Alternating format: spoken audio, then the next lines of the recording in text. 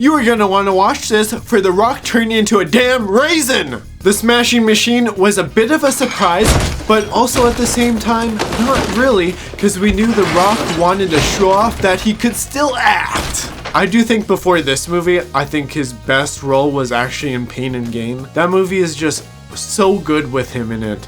He plays a dummy bodybuilder so damn well.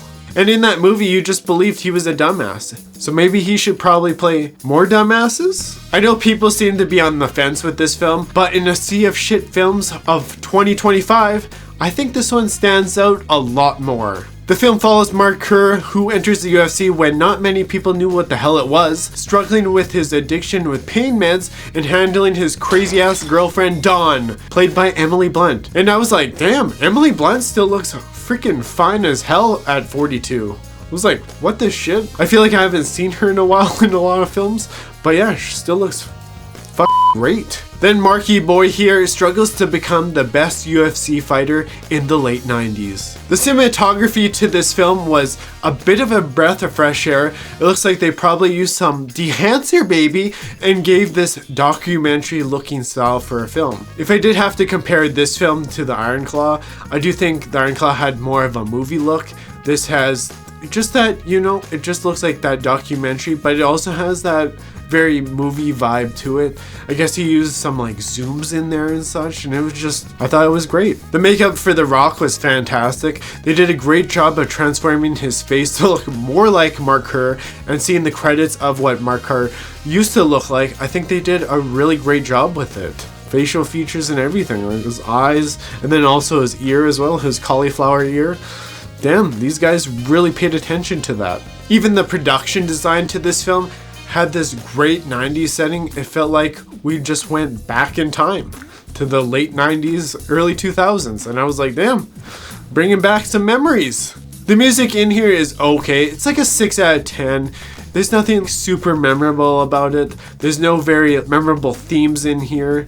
And that's just kind of sad overall. They don't really put a huge emphasis on music anymore. I don't usually watch sports or anything, but I will watch a movie like this, especially if they're sports movies, because they're just like, sometimes they're just a good time, and sometimes they turn out to be like Ford versus Ferrari, and it's just a very good time. The standouts are really The Rock and Emily Blunt.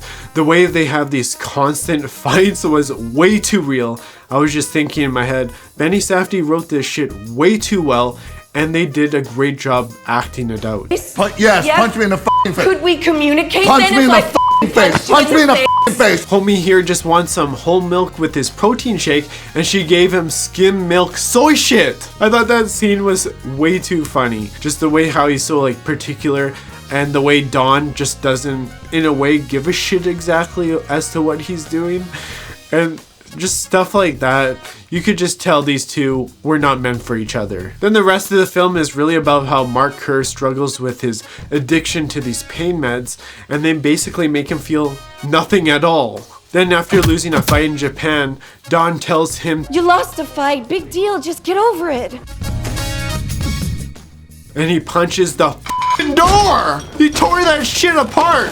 And I was like, God damn! That shit is funny as shit! Just beats the shit out of that door. I think a lot of people don't realize how funny this movie is as well. There's a lot of like sad moments, happy moments, toxic as shit moments, and it's just a good time. It feels very realistic. And I'm really glad to say that. This one actually stands out, and I don't know why so many people are hating on this film. It's decently good. It's worth it to see The Rock punch a damn door. Then there's moments where the Rock boy here wanted to stay focused, and she would just piss him off and shit. Oh, you want to stay focused? Nah, it ain't gonna happen, boy. It ain't gonna happen. That was basically Dawn this entire film. Anytime he wanted some peace, she was like, nope. And it's just too real. As soon as things are going well and stuff, these chicks gotta start shit. It's like, bro, things are going good. What the f is going on? And sometimes you're like, well, what's wrong with you? It just was like a damn roller coaster, and it was perfect for this drama film. The way she would get pissed off and get triggered, and then the way Mark wanted to do things in a certain way, and you just knew these two were just not meant to be at all. Especially the times where she wanted to go with him and such and be supportive, and then you can kind of tell she wasn't all there either. It's like, damn girl, you got some BPD? I don't know how this guy handled this chick. He should have just been like, bye-bye, turn it off somewhere else.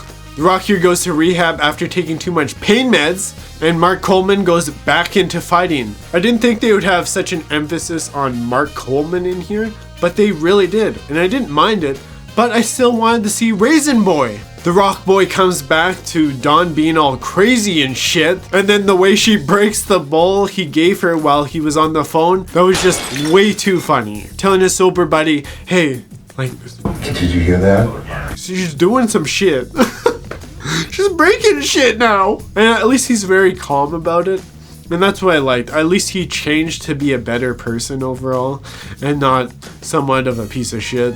Because, you know, obviously those pain meds affected him very much. But again, nobody's talking about how funny this movie is. I don't know why anyone isn't talking about that.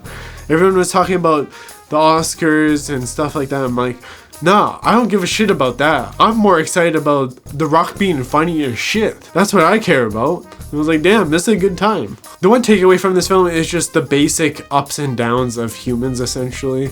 It's just, you know, you have good times, then you have bad times, then you have somewhat middle ground times. Yeah, it's not great, but it could be worse. And then some bad times, and then, hey, really good times. And that's just life. We can all relate to those things. And that's what makes these kinds of films so good. Especially when they have so much heart and soul. Unlike everything that's getting made these days. Because it seems to be all shit. Like him losing his first fight, you could just tell he was like, shit. It f***ed him up in a way. He didn't know how to really handle it. See, that's what happens. That's why you have to lose as well. Because then you just know what it's like. Or you get rejected or whatever. It doesn't matter what it is. But those are the things that make you better. You have to win. You have to lose. And that's just how it works. That's life. Then he goes to Japan. He wins a fight. And it was funny to see him cut his hair. Because I was like, damn. Now he's truly The Rock. Then after that, they get into another argument again. And he's like, I'm done with you. And she's about to off herself. I was like, my God.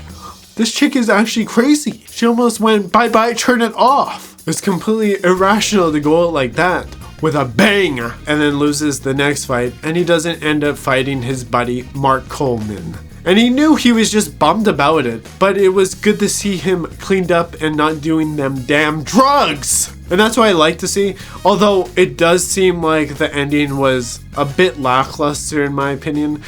Like, sure, I know this is real life. And they wanted to portray it as much as to the real life story. But, you know, it just seems kind of lackluster. I think if he was more into doing all these drugs and we got to see him doing more screwed up shit or something, I do think this ending would have been a lot better. One of the main negatives I have about this film, it just kind of feels like, whatever, I guess. And then Mark Coleman wins essentially at the end. And then you have The Rock here just smiling and he's having a good time with his fanny pack. But you knew he wanted that puss back so goddamn bad. And of course, they got married together and then they divorced. Kind of makes sense, let's be honest here. For a $50 million film and The Rock taking a pay cut, I do think this was mostly just for the Oscars. But it's always good to see him actually trying to act instead of just phoning it in and basically playing the same guy who loves to lather himself up in baby oil. Hey, Mia, you better hide your baby oil. I'm just playing. You better hide that big ass forehead. I was just joking. Overall, this film is more so a 7 to 7.5 than less than a 7 on IMDb. I don't think many films this year are breaking the 8. Mark Kerr.